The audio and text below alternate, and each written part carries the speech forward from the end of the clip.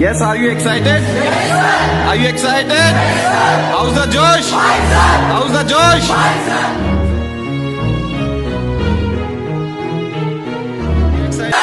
Physics is? Very interesting. Physics is? Very interesting. Okay, God bless you. Hello students, I am Chaudhary again. Welcome you all to another a very interesting session of interesting physics.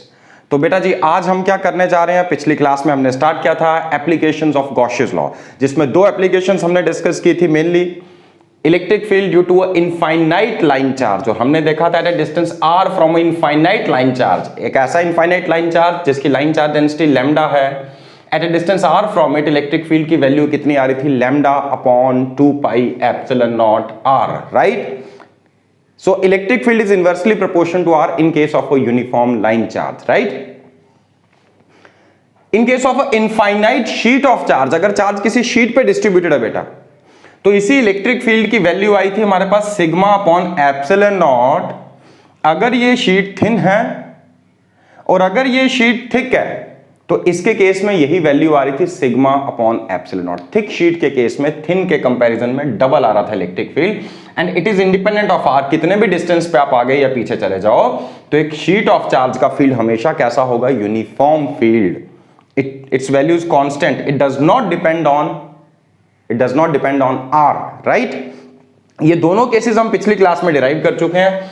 आज हम discuss करने जा रहे हैं electric field intensity due to a uniformly charged hollow sphere. बेटा uniformly charged hollow sphere, क्या ये conducting है या इंसुलेटिंग है? कोई भी हो कोई फर्क नहीं पड़ता. चार्ज कहां है? आउटर सरफेस पे. बेटा कंडक्टर के केस में अगर ये सॉलिड कंडक्टिंग शेल भी होता, सॉलिड स्फीयर भी होता, तो कंडक्टर्स में एक्सेस चार्ज कहां रेस्ट करता? आउटर सरफेस पे. तो अगर ये सॉलिड कंडक्टिंग स्फीयर भी होता तो भी उसका इलेक्ट्रिक फील्ड बिल्कुल वैसा ही होगा जैसा हॉलो चार्ज स्फीयर का आ रहा है. तो इंसुलेटिंग हो या कंडक्टिंग हो, लेकिन इंपॉर्टेंट ये it should B uniformly charge. Charge uniformly distributed होना चाहिए पूरे के पूरे सरफेस पे, राइट. सो हमने एक यूनिफॉर्मली चार्ज हॉलो स्फीयर लिया जिसका रेडियस कितना है, r. इसका रेडियस r है, इसके ऊपर टोटल चार्ज हमने कितना दिया, q.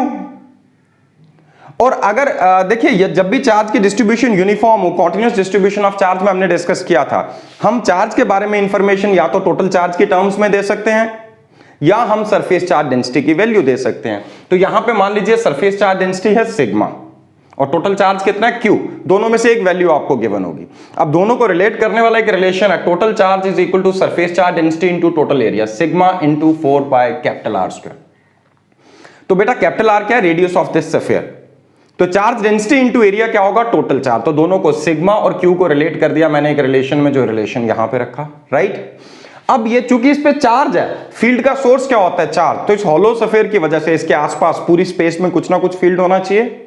तो यहां पर हम इसका फील्ड डिटरमिन करने जा रहे हैं. कहां कहां डिटरमिन करेंगे? सबसे पहले हम डिटरमिन करेंगे eight a point lying outside it. जैसे मान लीजिए मैंने एग्जांपल लेता हूं, यहां पे डायग्राम में आपके सामने एक पॉइंट P मार्क किया है, एक ऐसा पॉइंट जिसका डिस्टेंस इस चार्ज स्फीयर के सेंटर से स्मॉल r. सेंटर से, चार्ज स्फीयर के सेंटर से डिस्टेंस कितना है, स्मॉल r. तो इस डिस्टेंस पे आपको फील्ड की वैल्यू डिटरमिन करनी है, राइट. फिर दूसरा केस हम लेंगे जब हम सरफेस के ऊपर, इसके सरफेस के ऊपर कोई भी एक पॉइंट ले, वहां पर हम फील्ड की वैल्यू डिटरमिन करेंगे यूनिफॉर्मली चार्ज हॉलो स्फीयर के सरफेस पे. और तीसरा केस हम लेंगे अगर हम इसके अंदर आ जाएं, इस हॉलो चार्ज स्फीयर के अंदर फील्ड की वैल्यू कितनी है, राइट. तो ये वीडियो पूरा देखिएगा, उसके बाद आपको सब चीजें क्लियर हो जाएंगी. मैं आपके सामने डिराइव करके दिखाऊंगा, गॉसियस लॉ यूज करके हम ये फॉर्मूले डिराइव करेंगे. बट पहले शॉर्टकट में क्विकली डिस्कस कर लेते हैं ये फॉर्मूले हैं क्या. बहुत ईजी हैं बेटा. अगर आप बाहर के पॉइंट पे फील्ड की वैल्यू लेना चाहते हैं, E outside, value of electric field outside this charge sphere, value of electric field outside this charge sphere की वैल्यू क्या है, k q by r square. ये वही फॉर्मूला जो पॉइंट चार्ज के केस में एप्लीकेबल है. मतलब बाहर के पॉइंट्स के लिए, इस हॉलो चार्ज स्फीयर के बाहर के पॉइंट्स के लिए इसका फील्ड कुछ ऐसा होगा कि मानो ये हॉलो चार्ज स्फीयर ना होके ये एक पॉइंट चार्ज है which is located at the centre. अगर यही चार्ज q एक पॉइंट चार्ज बन के यहां बैठा होता सेंटर पे, तो डिस्टेंस r पे फील्ड कितना होता, k q by r square 1/4 pi epsilon naught q by r square. अब भी उतना ही होगा, right. where small r is the distance from the center of this sphere. जिस पॉइंट का फील्ड ढूंढना, जिस पॉइंट पे, उस पॉइंट का डिस्टेंस इसके सेंटर से कितना है, स्मॉल r. तो इस डिस्टेंस पे जो फील्ड की वैल्यू होगी कितनी होगी, k/r²। फिर यहां मैंने एक दूसरा फॉर्मूला लिखा है, sigma upon epsilon naught into capital R² by small r²। बेटा ये इसके लिए कुछ नहीं करना, बस q की वैल्यू ये उठा के पुट कर दो, अपने आप ये फॉर्मूला आ जाएगा, surface charge density upon epsilon naught into capital R² upon small r²। Capital R क्या है, चार्ज स्फीयर का रेडियस, और स्मॉल r क्या है, उस पॉइंट का डिस्टेंस इसके सेंटर से जहां पे आपको फील्ड डिटरमिन करना है, राइट। दूसरा केस बेटा, अगर आपको सरफेस पे फील्ड की वैल्यू डिटरमिन करना, बस यही फॉर्मूला काफी है। देखो ये फॉर्मूला ऑलरेडी दिमाग में है, यहां से ये कैसे आया, बस ये वैल्यू पुट की।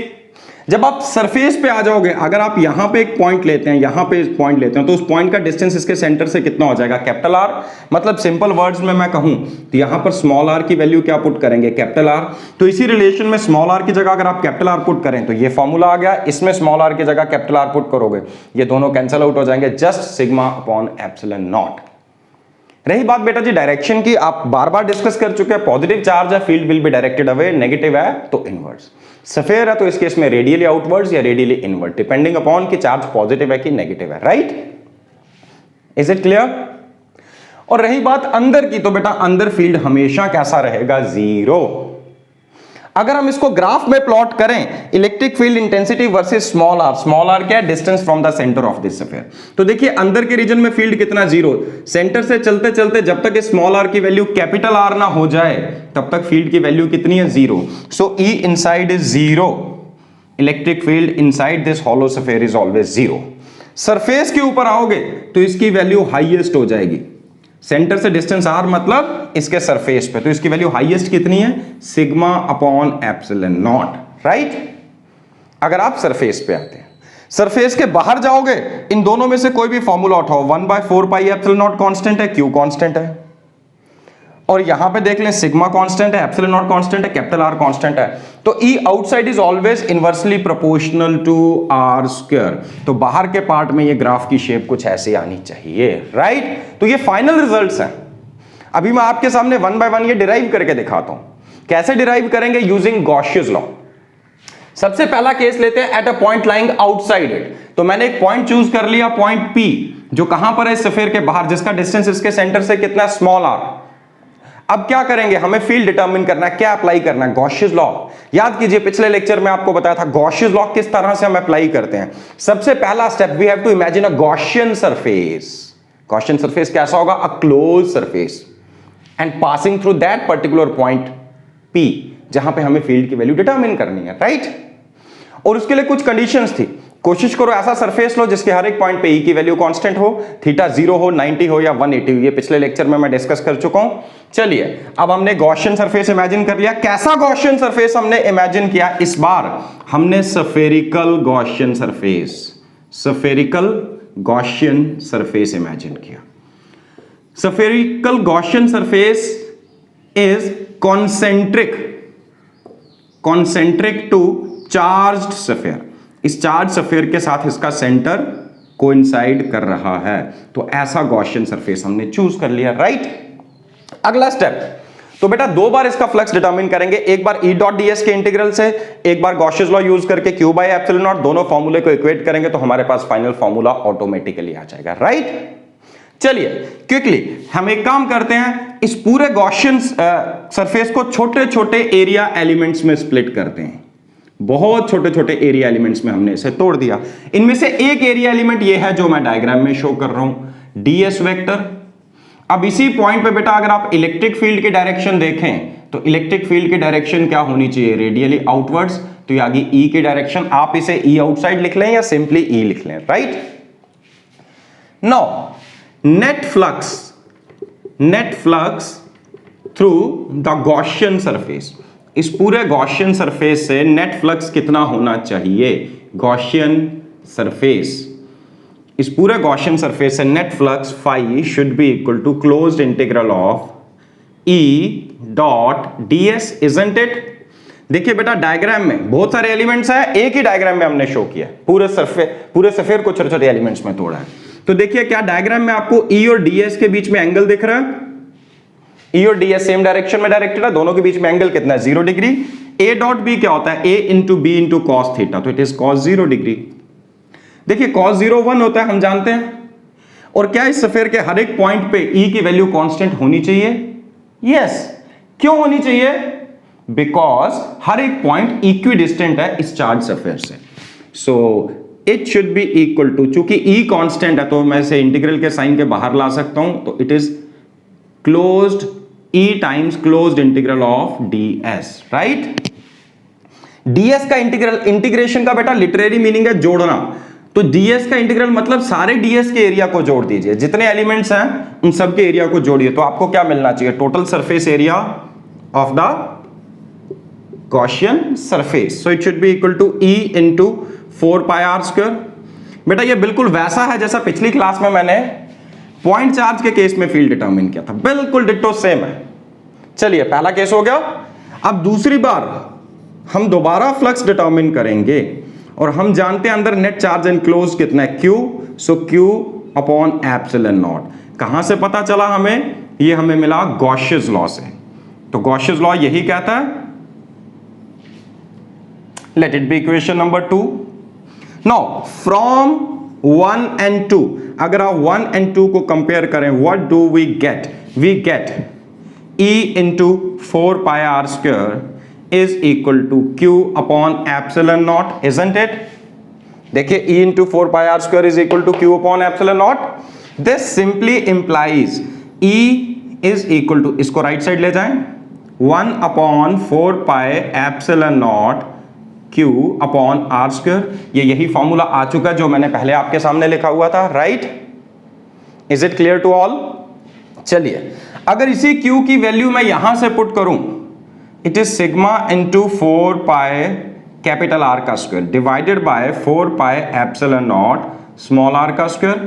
4 pi कैंसल आउट हो गया, it comes out to be sigma upon epsilon naught into capital R square upon small r square. तो ये वही फॉर्मूला जो मैंने यहां लिखा। तो इस तरह से electric field at any point lying outside the sphere के लिए फॉर्मूला आपके पास आ चुका है। याद रखना बहुत ईजी है बेटा। कैसे इजी है? ऑलरेडी आपके दिमाग में ये फॉर्मूला स्टोर्ड है electric field due to a point charge के लिए। तो याद रखिएगा, for the all the points lying outside the sphere, this hollow charge sphere या charge on this hollow sphere will behave like a point charge located at the centre. कि मान लो ये सारा का सारा चार्ज मैं पॉइंट चार्ज बना के यहां बिठा दूं Q, तो डिस्टेंस r पे फील्ड कितना होना चाहिए? KQ by r square. तो ये फॉर्मूला आ चुका है, बस आगे Q की ये वैल्यू पुट की तो दूसरा फॉर्मूला। तो यही दो फॉर्मूले हैं हमारे पास electric field at a point outside the hollow charge sphere के लिए, राइट? आई होप ये क्लियर हो चुका होगा। इट्स वेरी सिंपल, ठीक है। चलिए क्विकली आगे बढ़ते हैं। सेकेंड केस लेते हैं बेटा जी। At a point on the surface, at a point on the surface, अगर यही पॉइंट इस चार्ज स्फीयर के सरफेस पे लाई करे तो यहां पर इलेक्ट्रिक फील्ड की वैल्यू क्या होनी चाहिए? So at a point lying on the surface, small r की वैल्यू क्या हो जाएगी? Capital R। स्मॉल r उस पॉइंट का डिस्टेंस है जहां फील्ड डिटरमिन कर रहे हैं। अगर वो पॉइंट्स इस चार्ज स्फीयर के सरफेस पे है तो उसका डिस्टेंस सेंटर से कैपिटल R होगा कि नहीं? सो जैसे ही आप इसमें, अब आप इसमें एक काम कर सकते हैं बेटा, इस इक्वेशन को आप इक्वेशन नंबर 1 मार्क कर दो। इस इक्वेशन को आप इक्वेशन 1 into हम मार्क कर चुके हैं, आप इसे इक्वेशन नंबर 3 मार्क कीजिए और इस इक्वेशन को आप इक्वेशन नंबर 4 मार्क कीजिए। Now from equation number 3 what do we get? We get electric field at the surface. देखो यहां स्मॉल r की जगह कैपिटल R पुट कर देंगे तो क्या आ जाना चाहिए बेटा? ये ऑलरेडी वैल्यूज मैंने लिखी हैं तो क्यों ना हम डायरेक्टली वहीं पे इसको रिलेट कर लें। So electric field at the surface, E eight the surface is 1/4 pi epsilon not capital Q upon R का स्क्वायर। कैपिटल R, बस स्मॉल r की जगह कैपिटल R।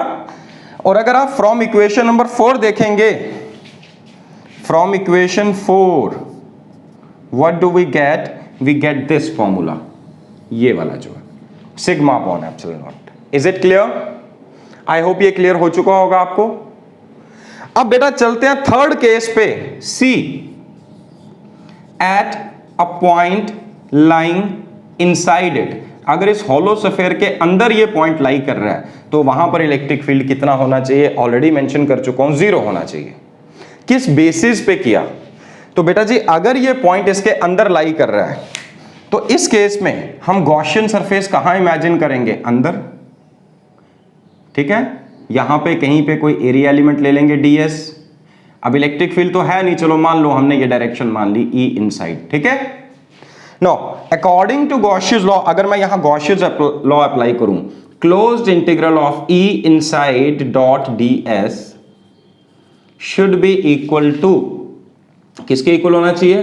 चार्ज एनक्लोज्ड कितना बेटा? 0 है कि नहीं? सारा चार्ज बाहर रह गया, इस गॉसियन सरफेस के अंदर तो कोई चार्ज नहीं है, सारा चार्ज बाहर है। सिंस चार्ज एनक्लोज्ड इज 0, तो हम इसे 0 अपॉन एप्सिलॉन नॉट लिख सकते हैं, क्योंकि E डॉट ds का इंटीग्रल है, दोनों में एंगल 0 है, 0 या 180 जो भी आप इमेजिन करेंगे। अल्टीमेटली मतलब 90 तो नहीं है ना, तो जब थीटा 90 नहीं है फिर क्या 0 हो सकता है? या तो ds का इंटीग्रल 0 होगा या E इनसाइड 0 होगा, but ds can not be 0, area तो है उसका कुछ ना कुछ। This simply implies that electric field at a point inside this hollow charge sphere is always 0, right.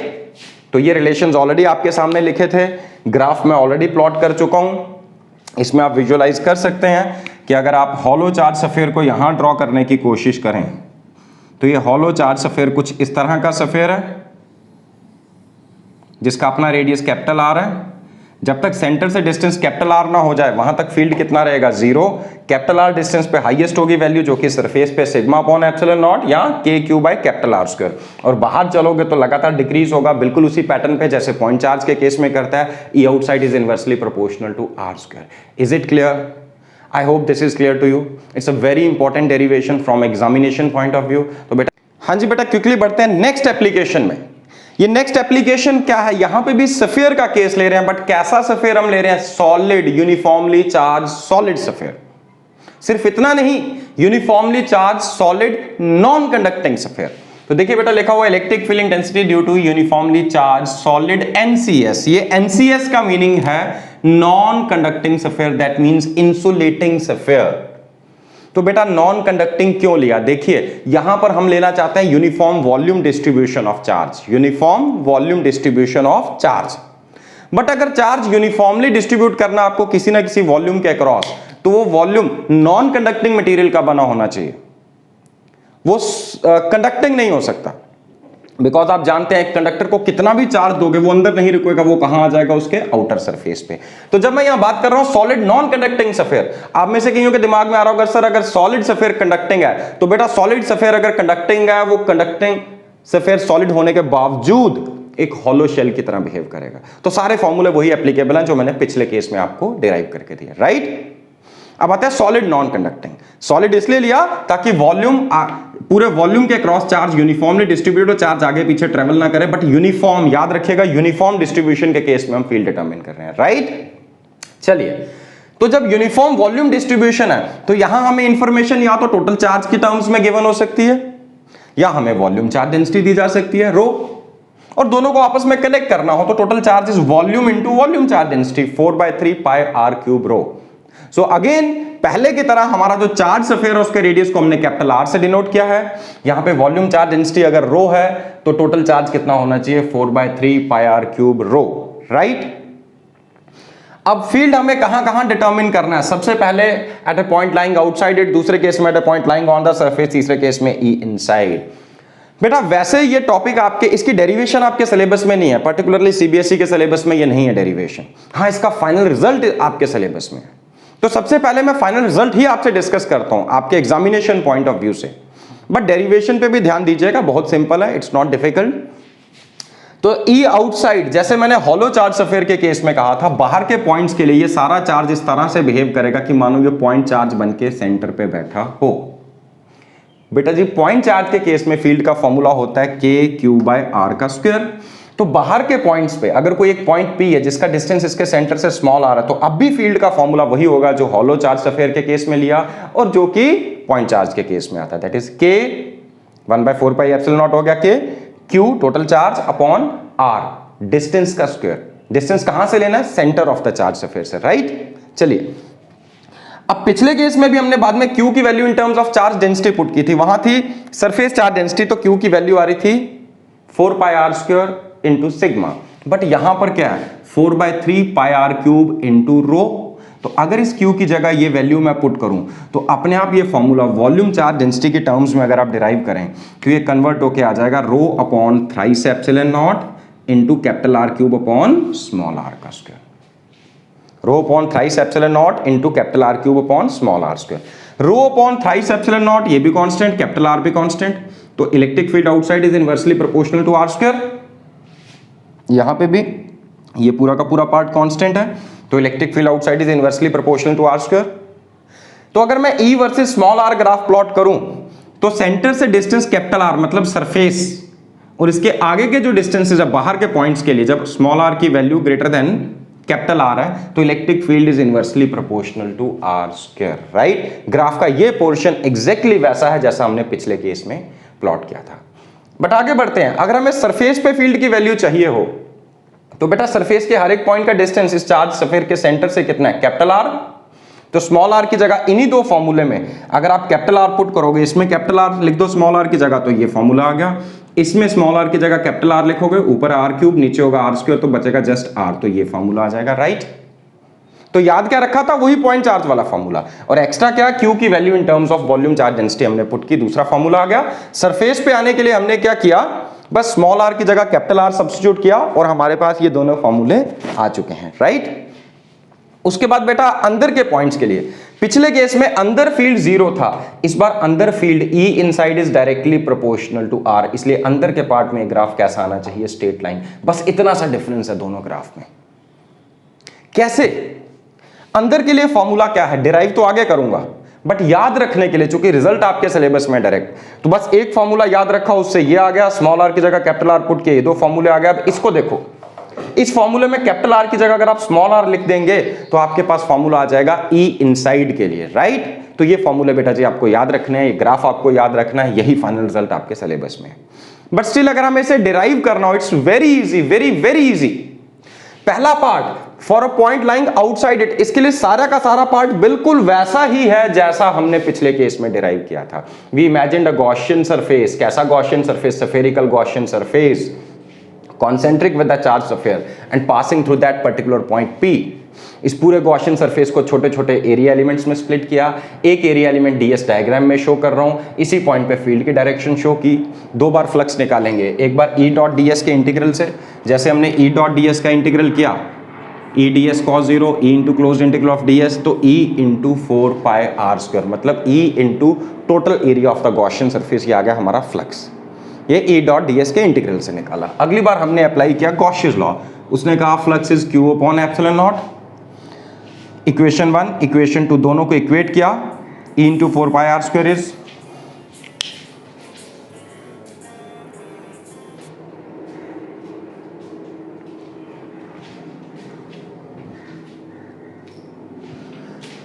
तो बेटा दोनों को इक्वेट करने के बाद अगेन वही फॉर्मूला आ गया KQ by small r square. तो हॉलो चार्ज स्फीयर हो या सॉलिड, बाहर के पॉइंट्स के लिए ये इस तरह से बिहेव करेगा, मानो ये चार्ज स्फीयर ना होके ये पॉइंट चार्ज बनके सेंटर पे बैठा है, KQ by r square he field का फॉर्मूला बाहर के पॉइंट्स के लिए, राइट। इसी में अगर Q की वैल्यू मैं ये पुट कर दूं 1 upon 4 pi epsilon not into Q की जगह पुट करेंगे 4/3 पाई r cube into rho upon small r का स्क्वायर, 4 पाई कैंसिल आउट होगा। तो देखिए जरा, क्या ये वाला फॉर्मूला आ गया आपके पास, तो यहां से ये फॉर्मूला आ चुका है, राइट। इसको इक्वेशन नंबर 3 मार्क कर देते हैं और इसे इक्वेशन नंबर 4 मार्क करते हैं, ठीक है। या फिर हम ऐसा कर लीजिए, इसको सीधा लिख देते हैं रो upon thrice epsilon not capital R cube upon small r, ये आ गई हमारी इक्वेशन नंबर 4, राइट। तो ये भी क्लियर हो गया बेटा आपको। Now at a point lying on the surface, अगर पॉइंट सरफेस पे लाई कर रहा है तो क्या चेंज आएगी, बस स्मॉल r की जगह कैपिटल R पुट कर दो। Now from equations 3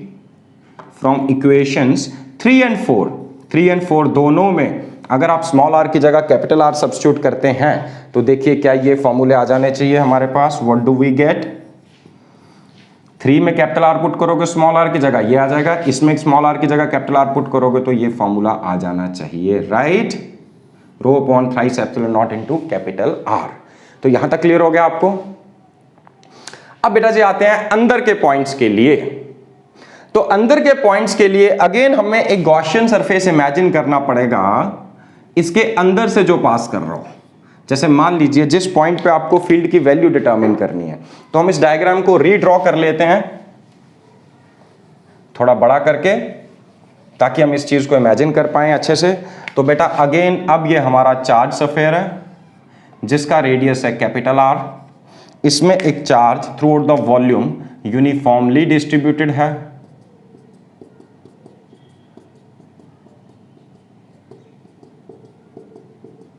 right. अब हमें फील्ड डिटरमिन करना है इसके अंदर किसी पॉइंट पे। पॉइंट पी हमारा अंदर लाई कर रहा है जिसका डिस्टेंस यहां से सेंटर से है स्मॉल आर। तो अगेन आप एक गॉसियन सरफेस इमेजिन करेंगे जो इस पॉइंट पी से पास करता हुआ जा रहा है। अगेन हमने स्फेरिकल गॉसियन सरफेस इमेजिन किया। अब चेंज क्या है बेटा, अब कुछ चार्ज इसके बाहर और कुछ अंदर है। सारा चार्ज इस गॉसियन सरफेस ने एनक्लोज नहीं किया। अगेन मैं यहां पर एक एरिया एलिमेंट ले लेता हूं ds वेक्टर, और यहीं पर मैं E वेक्टर की डायरेक्शन शो करता हूं। This is E inside. आप इसे E लिखें या E इनसाइड लिखें, एक ही बात है, नहीं तो आप लास्ट स्टेप में E इनसाइड लिख सकते हैं। उसके बाद हमें क्या काम करना है, अगेन हमें गॉसियस लॉ अप्लाई करना है। तो अब तीसरा केस हम कौन सा ले रहे हैं, this is part C, at a point lying inside it, eight a point lying inside it. देखो इसके लिए भी पहले जब आप E डॉट ds के इंटीग्रल से इस गॉसियन सरफेस का फ्लक्स निकालेंगे तो सेम आना चाहिए जैसा हमने पहले किया। अब भी थीटा 0 डिग्री है तो E into 4 pi r square आ गया। बट अब की बार जब आप गॉसियस लॉ अप्लाई करेंगे तो यहां Q ना लिख के हम इसको Q डैश लिखेंगे, क्योंकि सारा का सारा चार्ज Q एनक्लोज्ड नहीं है। सारा का सारा चार्ज Q एनक्लोज्ड नहीं है, कुछ चार्ज बाहर लाई कर रहा है। तो हम यहां पर लेंगे where Q dash is charge enclosed by Gaussian surface, charge enclosed by Gaussian surface. तो ये चार्ज बेटा क्या होना चाहिए, Q dash must be equal to volume of the Gaussian surface, capital R नहीं बेटा स्मॉल आर, गॉसियन सरफेस का volume into rho. Yes और नो। तो यही फॉर्मूला जो है, अब इसे इक्वेशन नंबर 2 यहां ना मार्क करते हुए हम इस तरह से लिखेंगे 5। ऑलरेडी बेटा इक्वेशन नंबर 3 4 तक हम आ चुके थे, इसको इक्वेशन नंबर 5 लिखते हैं। आप इसकी ये वैल्यू अगर आप यहां पर पुट करें, it is 4/3 pi r cube rho upon epsilon naught, let it be equation number 2। Now from 1 and 2 what do we get, let's see. इन दोनों को इक्वेट करते हैं जरा। E multiplied by 4 pi small r का square is equal to 4/3 pi small r cube rho upon epsilon naught. देखिए 4 पाई cancel out हो गए, आर का स्क्वायर और यहां ये क्यूब था कैंसल आउट हो गया। सो अल्टीमेटली E इनसाइड की जो वैल्यू आ रही है वो कितनी आ रही है, rho upon thrice epsilon naught into small r, right. तो यहां से हमें ये भी क्लियर हो गया, क्योंकि रो कांस्टेंट है, एप्सिलॉन नॉट कांस्टेंट है, 3 कांस्टेंट है, E inside is directly proportional to R। मतलब सेंटर पे फील्ड 0 होगा। सेंटर से 1 सेंटीमीटर की दूरी पे अगर आओगे जितना फील्ड होगा, 2 सेंटीमीटर की दूरी पे फील्ड डबल हो चुका होगा, 3 सेंटीमीटर की दूरी पे फील्ड ट्रिपल हो चुका होगा, and so on, right. I hope बेटा जी ये क्लियर हो चुका होगा आपको। तो यही थी आपकी गॉसियस लॉ की एप्लीकेशंस। आप इसको अच्छे से रिवाइज कर लीजिए, फिर हम इसके बाद आगे बढ़ेंगे एनसीईआरटी के क्वेश्चंस पे। Wish you all the best, God bless you. Physics is? Okay, God bless you.